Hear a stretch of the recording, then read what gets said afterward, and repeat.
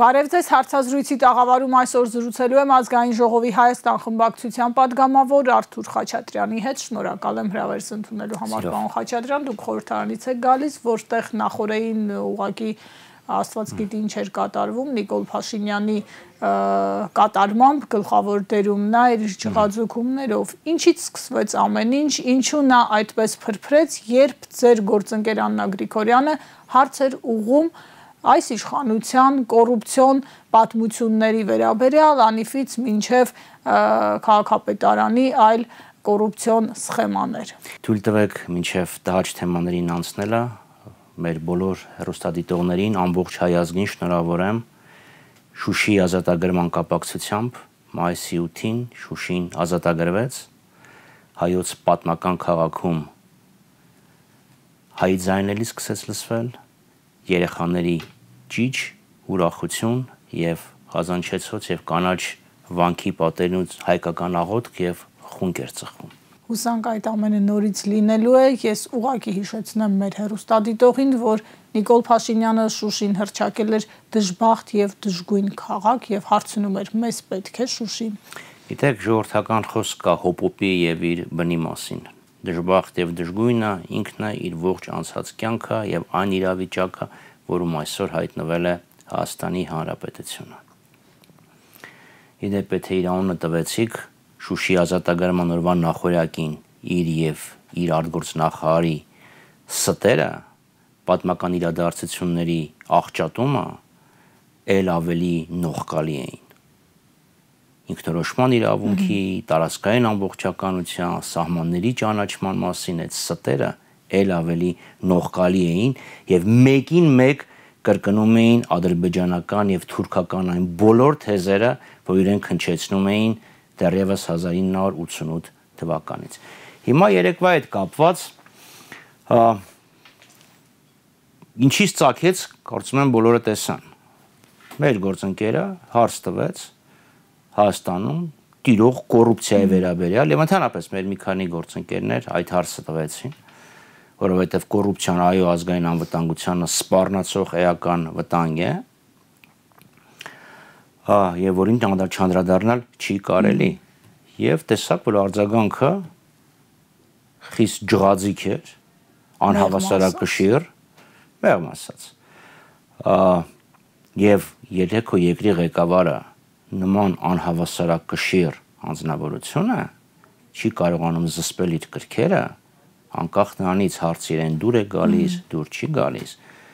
դա արդեն ոչ թե իր նեղ անձնական շրջանակի խնդիր է, իր կուսակցության խնդիր է, դա ազգային անվտանգության համար լուրջ սպառնալիք է։ Ես հասկանում եմ, որ իր իշխանության օրոք Հայաստանը իրոք դժգույն եւ դեպի գնում է դժգույն դժբախտություն, բայց միևնույնն է, եթե դու հավակնում ես երկրի ղեկավար կոչվելու, պետք է կարողանաս զսպես քո էմոցիաները։ Նա ակնհայտորեն դա չի կարողանում անել, սա հերթական դրսևորումներ, առաջինը չէր, բացառիկը չէր, գուցե նաև վերջինը չի լինելու եւ խոստովանում է, ասում է նյարդերս մի կերեք, այս կանեմ այդ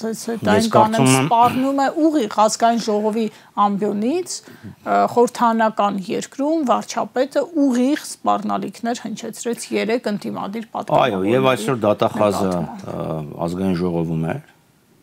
եւ կարծում եմ, եթե դատախազություն ընդհանրապես իրավապահ համակարգի տեղում լիներ, առնվազն գործ կհարուցեին առերևույթ հանցանք պարունակող դրվագով։ Իշխանական լիազորությունների չարաշահում։ Դե ուղղակի սպառնալիք, վիրավորանք պաշտոնատարանձի կողմից։ Լավ, սա չմոռանանք։ Հիմա իրավիճակը իրոք գնում ենք դեպի դժգույն դժբախտություն եւ ասում եք սա վերջինը չի, այո, սա վերջինը չի, վստահ եմ, սա ավելի կրկնվել է, որտեղ ինչքան ասկան ամեն հաջորդ օր շատ ավելի վատ էր, քան թե նախորդ օրը։ Տեսեք հիմա իրավիճակը, որը հայտնվել է Հայաստանը։ Ինչքան խնդրեցին, աղաչեցին, ինչ արեցին, պաղատեցին, ինչ զիջումների ասես գնացին, Ադրբեջանը այդ թղթի կտորը, որի վրա գրված է խաղաղության պայմանագիր, որը Նիկոլ Փաշինյանին պետք է օդի ջրի նման չի ստորագրում։ Ախք այսօր ասել է, որ նորություն չունեն այդ գործընթացից, այնինչ եղել է հրապարակային այդ է։ Այսինքն փակուղի է, այսինքն ասում են, որ փակուղի է։ Եթե Ադրբեջանի արտգործնախարարությունը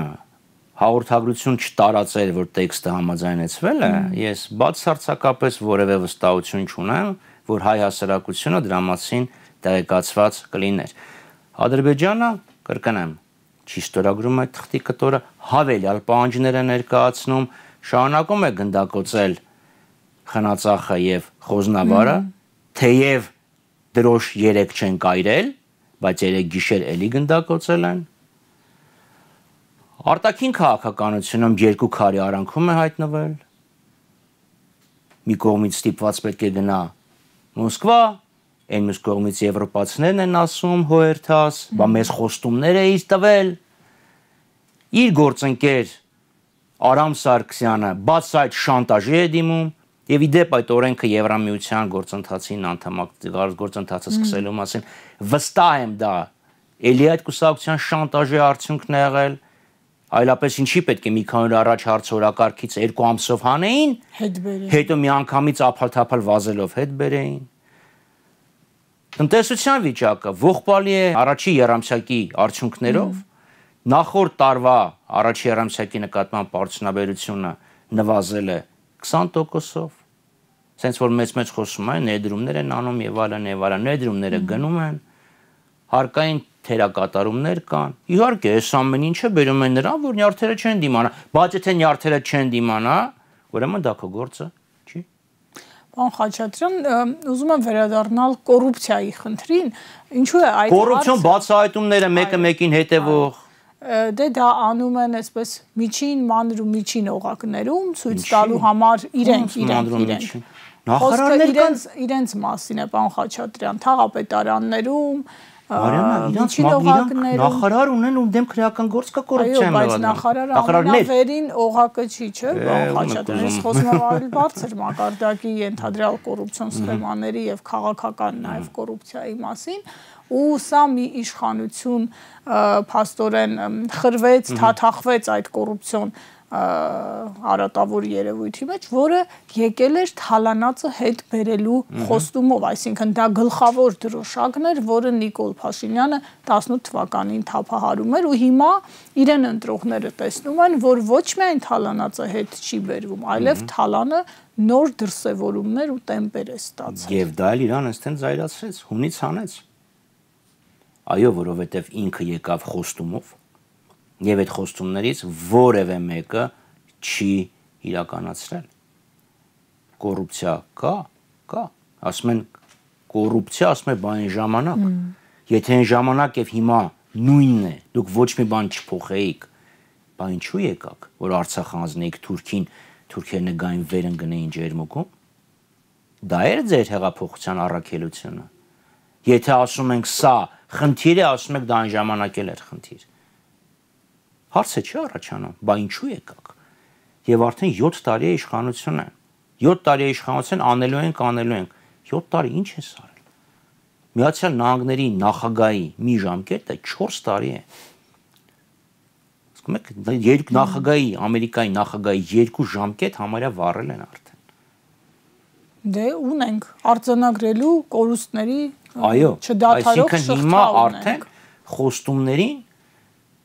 ոչ ոք չի հավատում։ Լավ, եթե Մոսկվան արդյունքներին չի հավատում, Երևանն էլ խոստումներին է դադարել հավատալ եւ Գելլափի վերջի հարցախույզն է դա էլ ցույց է տալիս։ Բայց դա չի խանգարում Ալեն Սիմոնյանին պնդել, որ եթե իր խոսքերով, այդ ուրբաթ լինեին ընտրություններ, իրենք 50 գումարած 1 կհավաքեին, այսօր էլ հայտարարել է, որ չեն պատրաստվում կոալիցիաներ կազմել, գնալու են մենակ։ Այդ ինքնավստահությունը ինչի՞։ Եթե իրենք այդքան վստահ լինեին, որ վաղը, եթե լինեին ընտրություններ կամ գալիք կիրակի լինեին ընտրություններ, կես ժամ հետո Նիկոլ Փաշինյանը հրաժարական կտար, նոր վարչապետ չէր ընտրվի, իրանք կգնային արտահերթ ընտրություններին։ Ակնհայտ է, որ իջնում է իրենց նկատմամբ վստահության մակարդակը։ Պարոն Խաչատրյան, նաև հայտնի դարձավ, որ նոր սահմանադրության տեքստը, որը այս իշխանությունը գրում է Բաքվի ուղիղ հրահանգով, 10 ամիս անց ըստ արդարադատության նախարարի երեկվա հայտարարության պատրաստ կլինի ու եթե հաշվում ենք այդ ժամկետը սահուն կերպով համընկնում է 26 թվականի սպասվող հերթական ընտրությունների հետ։ Այսինքն Փաշինյանը մտադիր է զուգահեռ գործընթացներ տանել, որպեսզի կարողանա անցկացնել, փորձի առնվազն անցկացնել այդ փաստաթուղթը։ Ակնհայտ է եւ Փաշինյանը ինչ եմ ասում բոլոր զիջումների, բոլոր ստորացումների գնում է, որ Ադրբեջանից բոկի այդ թուղթը, որը բացառապես կապիտուլյացիոն փաստաթուղթ է լինել։ Հիմա իր պատգամավորները ինչ-որ բաներ են ասում, որ նայում ես, ասում ես, այս բաներս էլի այդ ոնց, ասում են, եթե մեկի համար կապիտուլյացիա է, մյուսի համար էլ է կապիտուլյացիա։ Հիմա Վերսալի պայմանագիրը խաղաղության պայմանագիր էր, հաղթանակ էր Ֆրանսիայի համար, կապիտուլյացիա էր Գերմանիայի համար։ Այսինքն ինքը պատրաստ է գնալ այդ կապիտուլյացիայի կապիտուլյացիան ստորագրել, որի վրա գրված լինի խաղաղության պայմանագիր, որ գնա ընտրությունների եւ ասի տեսեք, ես ձեզ խաղաղություն եմ բերել։ Եվ դա ինքը շարունակելու է այդ կուրսը, շարունակելու է նոր զիջումների, նոր ստորացումների, շարունակելու է ճնշել կամ գոնե փորձեր անել ճնշել ընդդիմությանը, որովհետեւ իրեն Բաքուն է դա ասել, ստեղ Ալիևի եւ Փաշինյանի շահերը, այո, իրանց երկուսի շահերը 180, այսինքն ամբողջովին համընկնում են, ոչ միայն այդ հարցում, ամբողջովին համընկնում են։ Նա ասում է կպայքարեք ռևանշիստների, ֆաշիստների դեմ, սա ասում է դուք հակապետական ուժ եք, տանում եք դեպի նոր պատերազմ, չնայած պատերազմը բերել է ինքը։ Իր ժամանակ է դա եղել, ինքը չի կանխել։ Եվ հրաժարվել է նաև ժամ առաջ կանգնեցնել, ոչ միայն պատասխանատուն ինքն է, հոկտեմբերի առաջարկից հրաժարվել է։ Այսինքն ստեղ իրանք պարտադրում են, սա էլ համաձայնվում է թղթի համար եւ հիմա կտանեն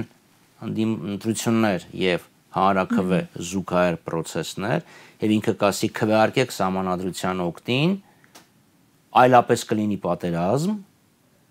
Դե ես էլ այն ուժն եմ, որ այդ խաղաղությունը տեսեք թուղթը բերել եմ, հիմա իրականացումն է մնացել։ Այնպես որ այո, այդ 10 ամիսը բացառապես պատահական չի եղել, ավելին ձեզ ասեմ, իրենք որոշեցին մի աստիճան կտրել առանց հիմնադրույթներ, առանց համանուն հայցակարգը քննարկելու,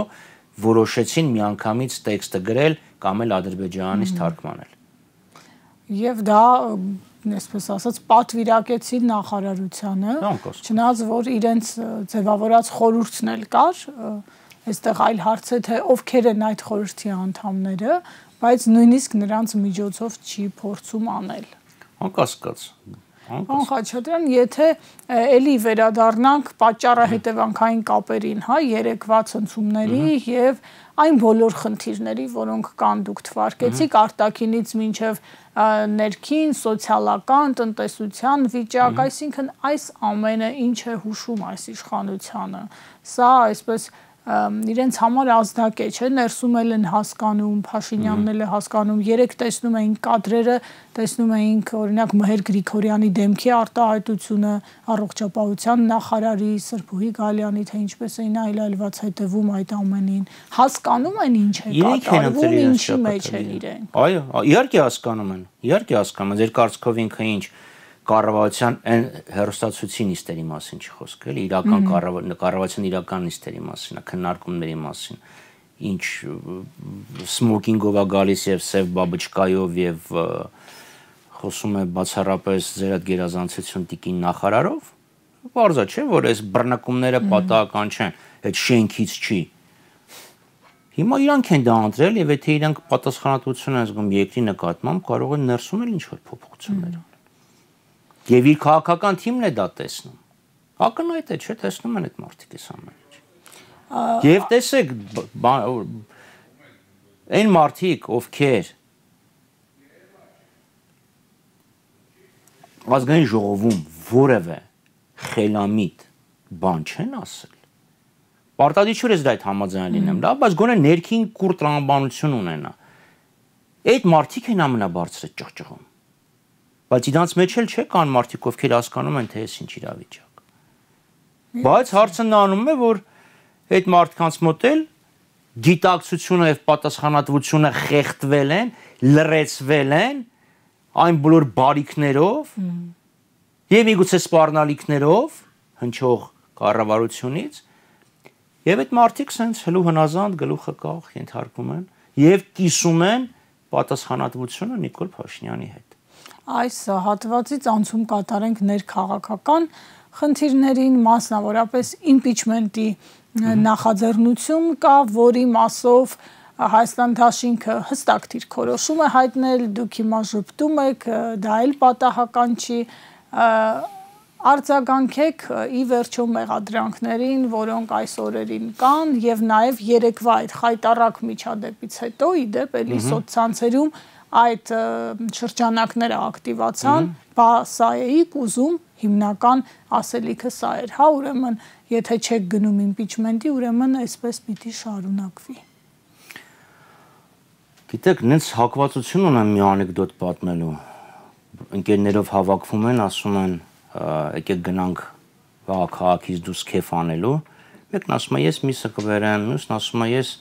չգիտեմ, խմիչքը կբերեմ, մեկն ասում է, դե ես ավտոբուս կբերեմ, որ մեքենայով չգա։ Նույնիսկ առաջարկողին, իսկ դու ինչ կբերես, ասում է, ես էլ աղբորս կբերեմ։ Աղբորդ ինչի ես բերում, դե ինքը լավ ախորժակ ունի։ Հիմա այդ ճղճղացողների ներդրումը impeachment-ի գործընթացում ո՞րն է լինելու։ Impeachment-ի գործիքի արկայության մասին Հայաստան խմբակցության 28 падգամավորները շատ ավելի լավ գիտեն, քան թե մակերևույթում գտնվող նախաձեռնողները։ Բայց պետք է հասկանանք, չէ՞, որ կա ցանկություն եւ կա այդ ցանկության իրականացման անհրաժեշտ եւ բավարար պայմաններ։ Մարդ ամուսնանում է, ուզում է շատ շուտ, շատ արագ երեխա ունենա, բայց դա process է։ Դրա համար պետք են նախապայմաններ, դրա համար պետք են նախորդող քայլեր։ Իսկ իրանք ինչ են արել։ Ինչ են արել։ Բացի ինչ որ թղթիկներ թափահարելուց։ Հստակ ասում են, եթե ձեր նպատակը միասնական թեկնածու ճշտելն էր օրինակ, դա պետք է լինի առաջ, դա պետք է լինի սկզբից։ Եթե ձեր նպատակը իրոք impeachment-ի իշխանափոխության հասնելն էր, դա համար պետք է նախնական քայլեր անել տեղերում։ Տեսեք, մենք մշտապես մեր խմբակցության անդամները մարզերում ենք, հայրենակիցների հետ ենք հանդիպում, լսում են քննադատություններ, լսում են գովեստներ, լսում են առաջարկներ։ Ձեզ ձեռքով բարևում են, պարոն Խաչատրյան։ Այո, նույնիսկ անծանոթ մարդիկ լուսանկարվում են եւ քննադատություններ, որոնք այո լսում ենք, խոսում են։ Այսօր գնացել էինք մեր խմբակցությունից պատվիրակությունով ակադեմիկոս Մարտիրոսյանի հյուղարկավորման այդ հրբերջ երաժշտին, այո, մարդիկ էին, էլի կանգնեցինք, խոսեցինք, առաջարկություններ կան, լսում ենք այս ամեն ինչ։ Այսինքն այդ ամեն ինչ այդ նախնական աշխատանքը պետք է տարվի։ Եթե իրանք կարծում են, որ կարող են ճակ մտցնել։ Տեսեք, ասում են տեխնիկական հարց է, process թե փողոց, դա տեխնիկական հարց է, որը սկզբից նախաձեռնել։ Այսօր դառնանք մկների ժողովը, ինչ գաղափարակորչում է, այսքան ինչ գաղափարի գեներատորը անտեղ նստած, գաղափարը տալի, ասում է մնացածը գնացեք դուք արեք։ Բա պետքա դու կարողանաս, չէ՞, ամեն ինչը նախապատասխանել։ Ես էլ եմ, իրանք իրոք կարծում են, որ ԿՊ-ից 20 падգամավոր կկտրվի, կփոկվի։ Գոնե մեկի հետ խոսել են, ունեն, թող ասեն նախնական համաձայնություն կա, գոնե մեկի։ Հասկանում ենք, չէ՞, որ ճաքը կարող է լինել հասարակության ճնշման արդյունքում։ Իրանք այդ հասարակության ճնշումը գեներացնելու համար ինչ քայլեր են անում։ Հասարակության բողոքը գեներացնելու համար ինչ քայլեր են։ Այո, 3 падգամավորները Հայաստան դաշինքի ազգային ժողովի դահլիճում էին եւ պայքարում էին։ Թե հարցերի ժամանակ, թե գորգորոցի ժամանակ, որտեվ ուրիշ խնդիր է, որ քո միկրոֆոնն անջատում են, եթերն անջատում են, դու չես իմանում այնտեղ ինչա տեղի ունենում։ Իսկ նույն այդ օրը այդ մեղադրողները որտեղ էին։ Facebook-ում ստատուս էին գրում։ Դա ուրեմն թող Facebook-ում շարունակեն ստատուս գրեն։ Պարոն Ինչե՞ մի Խաչատրյան, քանի ուսանողի հետ էլի հանդիպում։ եւ սրա նպատակը բոլորս հասկանում ենք, որ եթե ֆորս մաժոր չլինի, եթե այնպիսի զարգացումներ չլինեն, որ իրավիճակը հասնի արտահերթ ընտրությունների կամ ոչ ընտրական process-ների, երկիրը գնում է դեպի հերթական խորհրդարանական ընտրություններ, դա բոլորի համար հասկանալի է, ակնհայտ է, ժամկետները ուղղակի պետք է նայել, դա փաստ է։ Հիմա այս բոլոր process-ները դուք դիտարկում եք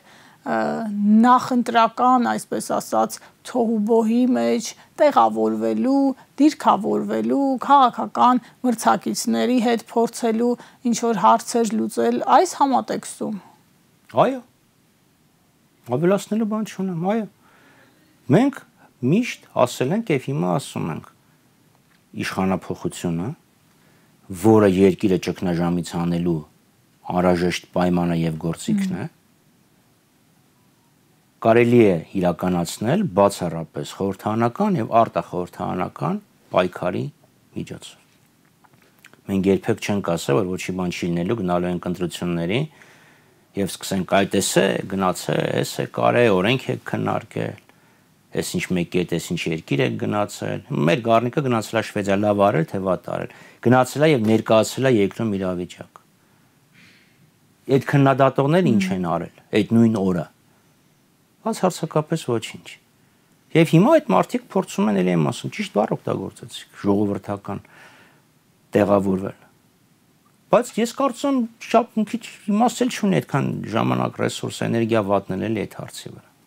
Եվ վերջում մայիսի 9-ի խորհրդին վերադառնանք եւ մեր եռատոնի թեև այսօր ունենք իհարկե այլ վիճակ, քան պիտի ունենայինք, բայց